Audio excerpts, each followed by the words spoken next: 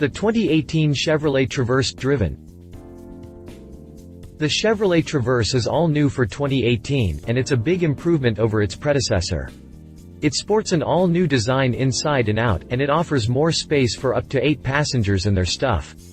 Going nose-to-nose with the new VW Atlas and other midsize, 3-row crossovers, it makes a pretty solid case for itself. That was the main impression the new Chevrolet Traverse gave me during a week-long test drive. Is this the right crossover for your family? Read on. Design notes. The design of the 2018 Chevrolet Traverse is a big improvement over the previous generation of the big crossover. The design of the 2018 Chevrolet Traverse is a big improvement over the previous generation of the big crossover, in my opinion. Its face wears the newest iteration of the dual-shield Chevrolet corporate grille and features wide, trapezoidal headlight lenses. My tester had fog lights cleanly integrated into nacelles on the lower bumper area. A familial crease runs from the bottom of the Traverse's chin to the hood, equally bisecting the golden Chevy bowtie. This design element is shared throughout the Chevy family, from the tiny Spark hatchback to the biggest Silverado HD pickup truck. From the side view, one might be forgiven for mistaking the new Traverse for a late-model Ford Explorer. The head and taillights sweep onto the side design, and a sharp crease connects them through the doors. A forward-leaning C-pillar separates the rear passenger door glass from the cargo area, third-row side glass. These are all strong design elements, but the Explorer was there first. From the side view, one might be forgiven for mistaking the new Traverse for a late-model Ford Explorer. Chevy says the Traverse was redesigned so that its profile looked more like its truck-based family members, the Tahoe and Suburban. True enough, there is some family resemblance. Some people even said, unprompted by yours truly, that they saw some Tahoe in this redesign. But the side view is one area where, for better or worse, the previous generation of the Traverse was more unique. The new design looks less feminine to my eye, but also less identifiable as a Traverse. From the rear, the hatch glass appears to wrap around the D-pillar thanks to some blackout trim. It's a good design trick. The hatch looks more upright than the previous Traverse, which results in decent cargo volume behind the third row, 23 cubic feet. Fold down the third row seats, and there's a plentiful 58.1 cubic feet to haul things. There's 98.2 cubic feet if you fold the second row captain's chairs. That's not quite minivan-sized cargo capacity, but it's close. Legroom for front occupants is 41 inches. Second row riders get 39 inches, and third row passengers get 33.5 inches. The second row slides forward, so there's the ability to divvy up legroom if needed. And the second row seats slide and tilt forward with ease to allow access to that third row. The interior design of the Traverse isn't just practical, it's attractive. The interior design of the Traverse isn't just practical, it's attractive. This may be the biggest improvement the new Traverse makes over its previous generation. The two-tone dashboard in my Traverse 3 LT was a clean, futuristic design with lots of soft-touch surfaces. Its centerpiece was the 8-inch Chevrolet MyLink touchscreen infotainment system featuring navigation, Apple CarPlay, Android Auto connectivity, and 4G LTE Wi-Fi. The system's design was easy to master and easy to use while driving, thanks to big on-screen buttons combined with simple steering wheel controls and voice commands. I still give Chrysler Uconnect a slight edge in ease of use, but Chevrolet MyLink is catching up to it quickly.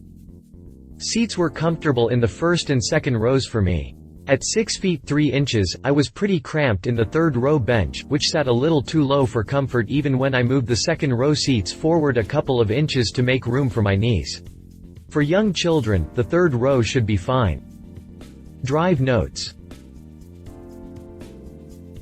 Steering feel was light, but positive. It's not a sports car, but it's not totally devoid of road feedback or turn-in heft like some midsize crossovers. Chevrolet has done a lot of work to the chassis of its vehicles in recent years, and this latest update of the Traverse is no exception. The 2018 Traverse felt tight at first blush. Doors closed with the solid feel of a bank vault. Steering feel was light, but positive. It's not a sports car, but it's not totally devoid of road feedback or turn-in heft like some midsize crossovers. Here's looking at you, Nissan Pathfinder. It's big, and parking takes some judgment. I was thankful for parking sensors and an excellent reversing camera. The engine, a newly massaged version of the ubiquitous 3.6-liter direct-injection gasoline V6 found in lots of GM vehicles, made a stout 310 horsepower at 6,800 rpm and 266 pound-feet of torque at 2,800 rpm. That was plenty to get me up to speed when merging onto the highway or taking off from a traffic light, despite the 4,300 lb curb weight of the Traverse. Hat tip to the 9-speed automatic transmission for shuffling quickly and smoothly through the gears to keep that engine in its powerband when asked. The engine made a stout 310 horsepower at 6,800 rpm and 266 pound-feet of torque at 2,800 rpm. Like many GM vehicles of recent years, the 2018 Chevrolet Traverse has quietness down to a science. Its interior remained whisper quiet at highway speed or when driving over rough pavement. That V6 engine did not make itself known unless I gave a hearty shove to the throttle pedal. The lone exception was at startup, when I thought the engine sounded a bit coarse until settling into its idle. The Bose 10-speaker premium sound system also helped bring serenity to the cabin of the 2018 Traverse I tested, even if I wasn't a fan of its rudimentary 2-band equalizer buried in the MyLink settings. If you're so inclined, the V6 enables you to tow up to 5,000 pounds, Chevrolet says. That's pretty impressive for a front-wheel drive crossover that doesn't have a truck frame underneath its body. It should be plenty enough to tow your personal watercraft or ATV, at any rate. Despite a lot of in-town driving with a heavy foot, the Traverse returned a trip computer reported 24 mpg. I was seriously impressed with the fuel economy of my tester. Despite a lot of in-town driving with a heavy foot, the Traverse returned a trip computer reported 24 mpg until photo day at the end of my test week, when I spent a lot of time idling while I shot photos of the vehicle. After that, it dipped to 21 mpg.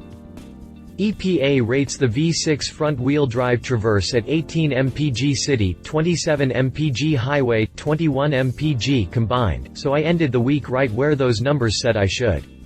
But I'm curious how the big, relaxed V6 would perform on a long highway trip with the cruise control set. Getting 27 mpg would be exceptional for something this large and capable. Overall, if I needed a family hauler, and if I wanted to be able to tow, the 2018 Chevrolet Traverse would make a pretty strong play for my money. Competitors: Nissan Pathfinder. The Pathfinder has a slight edge on the Traverse in interior passenger space. The Nissan Pathfinder comes across just slightly softer and smoother than the Traverse, which may be a good thing or a bad thing, depending on your preferences. Its 3.5-liter V6 is not quite as powerful as Chevrolet's, making 284 horsepower compared to the Chevy's 310. But it's very close in torque, making 259 ft-lbs compared to the Chevy's 266. Where the Traverse has a distinct advantage is in how early its torque comes on. With the Traverse, you hit the torque peak at just 2,800 rpm. With the Pathfinder, you've got to go all the way to 4,400 rpm to hit that peak. Another distinct advantage for the Traverse is its traditional multi-speed automatic transmission. All iterations of the Pathfinder get a CVT, or continuously variable transmission. Many drivers dislike the feel of these transmissions, which some describe as a rubber band feeling when accelerating.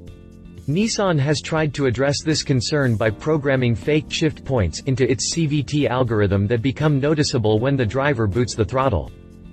Overall, the CVT is part of the reason the Pathfinder is able to feel smoother than the Traverse, particularly around town. But when driven in anger or when towing, the Nissan, though rated to tow more than the Traverse, at 6,000 pounds, will feel less satisfying. The Pathfinder has a slight edge on the Traverse in interior passenger space, though. To its credit, the Chevy can carry up to 8 passengers, while the Nissan can hold only 7. But there's more legroom for front and second row occupants in the Pathfinder, at the expense of third row legroom that falls short of the Traverse 30.7 inches versus 33.5. Most people who buy 3-row midsize crossovers like these are only using the third row in rare instances, so I give the Pathfinder points for giving the front 2 rows more space and comfort. Cargo space tilts in favor of the Traverse, with the Pathfinders behind the third row space coming in at just 16.2 cubic feet compared to the Chevy's 23 cubic feet.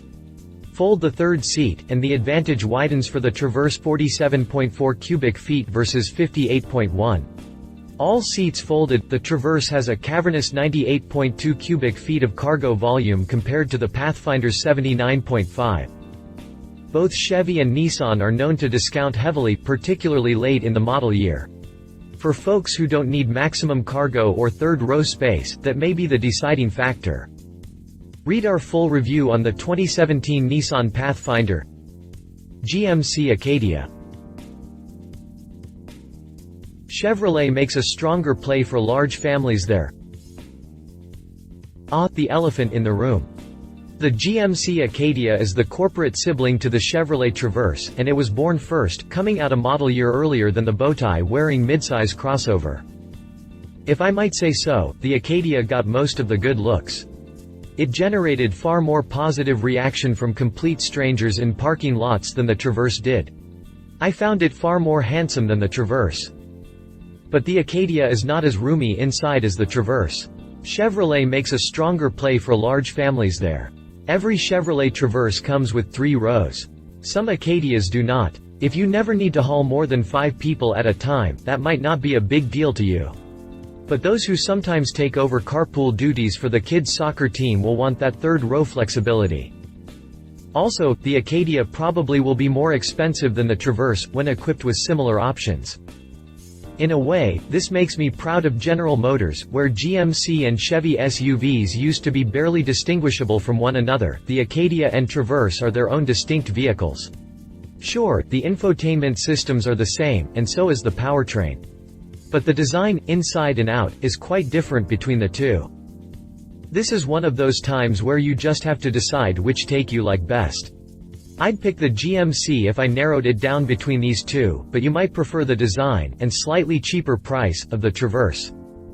Read our full review on the 2017 GMC Acadia. Hyundai Santa Fe. The Santa Fe is much tighter inside than the Traverse, though to be fair, its exterior dimensions are smaller than the Chevy in almost every measurement. The Korean entry in this segment has won a lot of fans in recent years. The Hyundai Santa Fe offers 3 rows, a quiet ride, and a decent value for families shopping the large crossover segment. Where the Santa Fe falls short is in powertrain refinement. While its 3.3-liter direct-injection gasoline V6 is a willing dance partner, it feels a bit sluggish under the 4,000-plus lbs of crossover riding on top of it. Partial blame can be laid at Hyundai's stubborn clinging to an outdated 6-speed automatic transmission.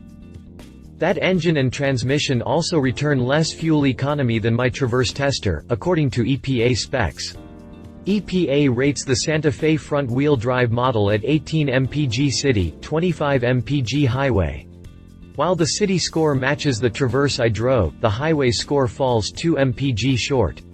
In my experience with the Santa Fe, that meant it was hard to break through the 20 mpg barrier, even though I shut down the engine while I shot photos of the Hyundai. I let the Traverse idle all through my photo shoot and still pulled down a trip computer reported 21 mpg. The Santa Fe is much tighter inside than the Traverse, though to be fair, its exterior dimensions are smaller than the Chevy in almost every measurement. Its wheelbase is shorter by 10 inches, and overall length is shorter by 11.2 inches. The Santa Fe is 4 inches narrower than the Traverse. The trade-off is interior space, where Santa Fe feels smaller at every measuring point. The third row has just 30.9 inches of legroom and 44.1 inches of hip room compared to 33.5 and 48.5 for the Traverse, respectively. Second-row passengers will feel a similar squeeze, where the Santa Fe has slightly more legroom, 40.4 inches versus the Traverse's 38.4, but less width, 55.4 inches versus 56.9. Front seat occupants will get similar legroom in the Santa Fe and Traverse, but again the width difference shows in hip room, 56.7 inches for the Santa Fe, 58.1 for the Traverse. The biggest loss is in cargo space, where the Santa Fe has just 13.5 cubic feet of cargo space when the third row is in use. Not only is this dwarfed by the Traverse's 23 cubic feet, it's also outclassed by some compact sedan trunks. The measurements don't get any more favorable for the Santa Fe from there, where the Traverse trumps it with the third row folded 40.9 cubic feet in the Santa Fe versus 57.8, and with both second and third rows folded 80 cubic feet in the Santa Fe versus 98.2. The Hyundai might hold onto its resale value better than the Chevy, but for all practical purposes, I find the Chevrolet Traverse more right-sized for family life. Read our full review on the 2017 Hyundai Santa Fe. Conclusion. My 2018 Chevrolet Traverse 3LT tester came with leather interior surfaces and a base price of $41,150. After a $945 destination charge, it had a total sticker price of $42,095. Like all of the competitors listed above, it could be bought cheaper than that. In fact, all of the above start just a few dollars shy of $30,000. Where the Chevrolet excels is in value. It offers a luxury car quiet ride, lots of passenger and cargo space for the segment, and good fuel economy in a package that also can tow a healthy amount without breaking the bank. It's a compelling option for those shopping the midsize 3-row crossover segment. Disclosure: Chevrolet provided the vehicle, insurance, and a tank of fuel for this review. References: Chevrolet Traverse. Read our full review on the 2018 Chevrolet Traverse. If you liked this video, please share your thoughts in the comments below and don't forget to hit the subscribe button.